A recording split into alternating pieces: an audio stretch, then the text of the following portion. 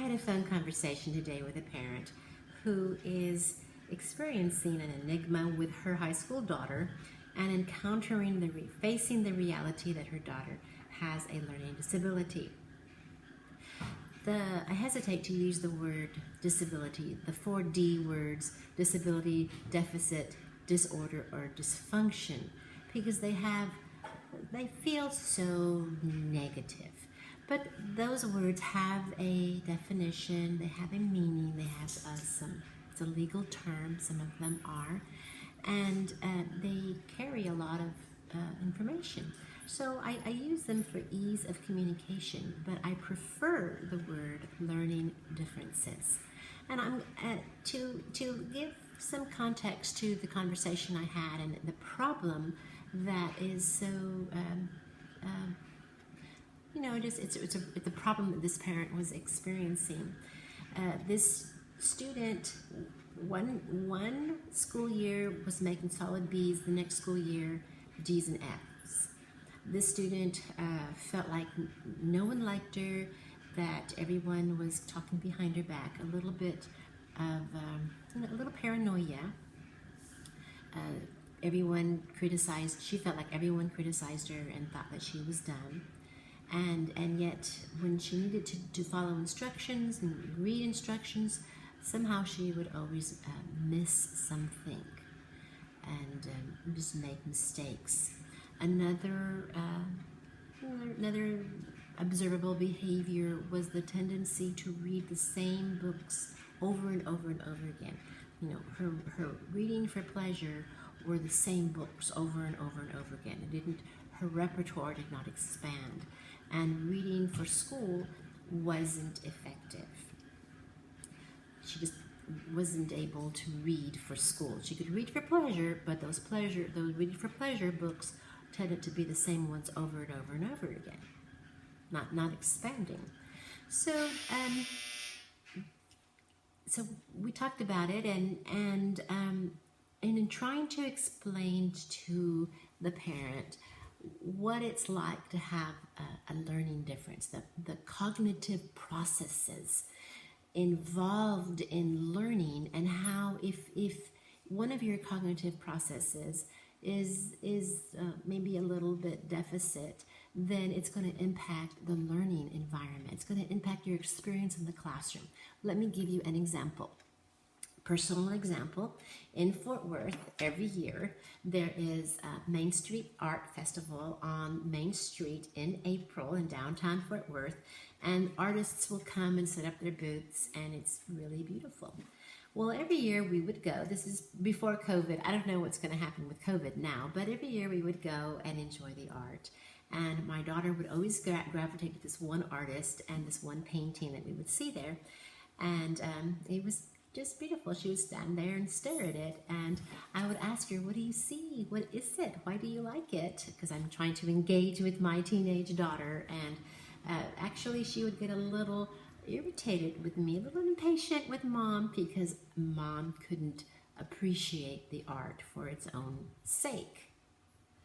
And then one year she went to college, and she took a full 2 semesters of formal art instruction, full-time. She went art 100% in both semesters. So when April came around and we went to that beautiful experience at Main Street, and we went to that booth and saw the painting, we were standing there side by side, and she began to tell me about the painting. Now, when I would look at the painting, all I saw was smudges. Now, I knew they were different colors, and some of them were darker, some of them were lighter, some of them were bigger, some of them were smaller, some of them were placed in different places on the canvas, like they're higher up and lower, on the left, on the right. That's all I saw, smudges in different places on the canvas with different colors and values of light. I could see that, but that is all I saw. But now my daughter, she's around 18, 19 years old. She had had 2 full semesters of formal art instruction. Now she had terminology. She had vocabulary.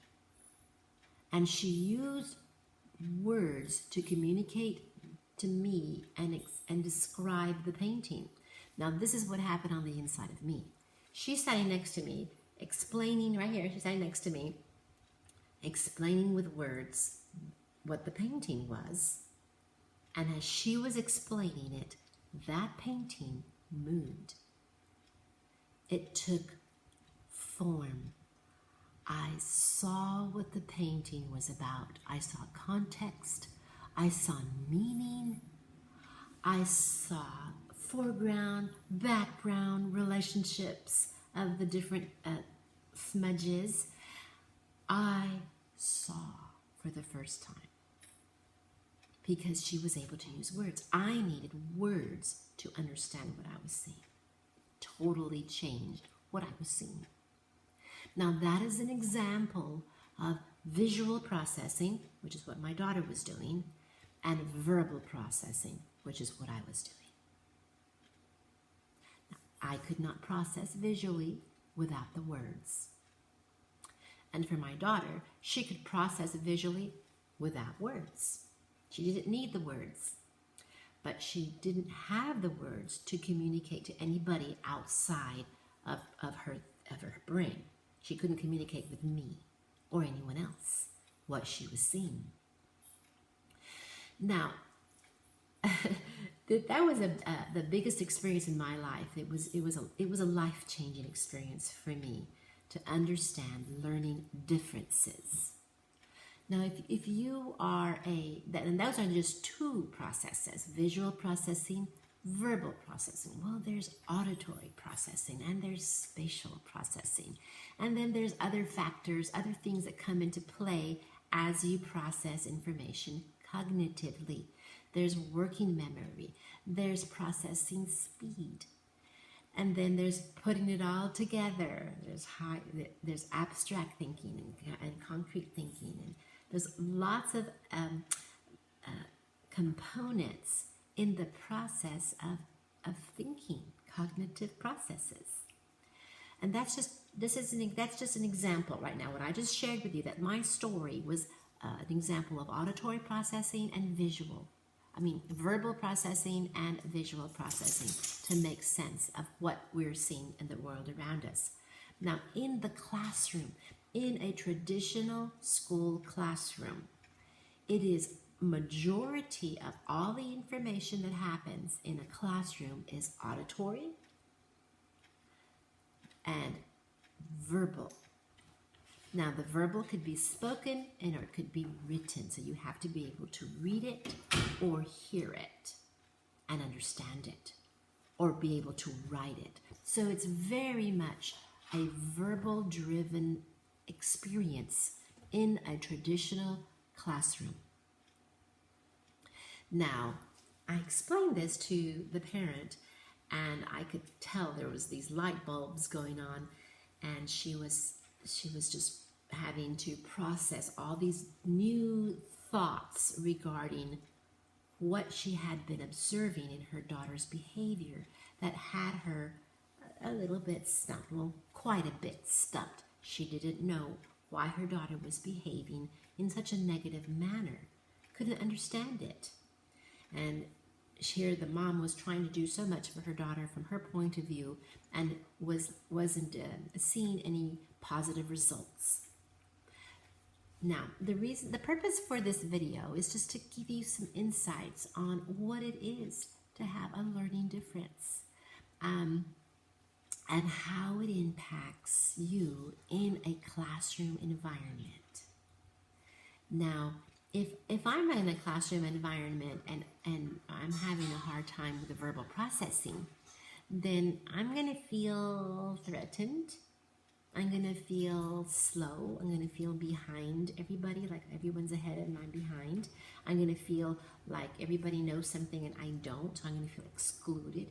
So I am going to behave in a certain way. I'm going to behave with a lot of defense mechanisms in order to survive that environment in which I feel so threatened. And that can explain why our children behave the way they behave in a classroom environment where they're struggling to understand what's going on. So I hope this has been helpful to you, a little bit of insight of what it is to have a learning difference or a learning disability and how it impacts your classroom experience. Now the next question is what to do about it. Well, there's lots of options available. There's so many things available to us today. Your first step is just to learn more about it. So I encourage you to search online, learning disabilities, learning differences, and learn as much as you can about learning differences and how the brain learns. This is Ruth Bomar, your online academic coach.